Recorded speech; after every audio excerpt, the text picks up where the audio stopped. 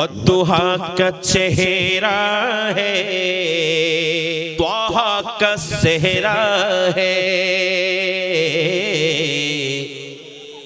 वद्दुहा का चेहरा है,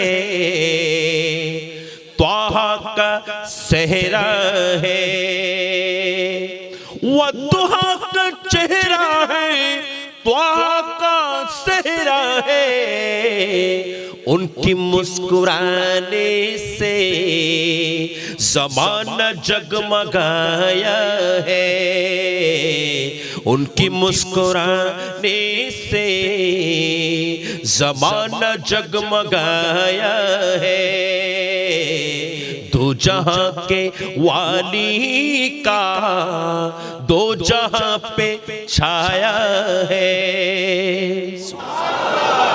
रसूल যখন তসবি বানবেন আর অন্ধকার কবর থাকবে, রসুল যখন কবরের মধ্যে তসবি বানবেন তখন কি আর আশিক যারা তারা আর বসে থাকতে পারবেন?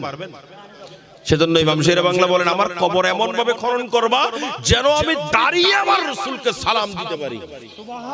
একটু বড় করে বলেন না।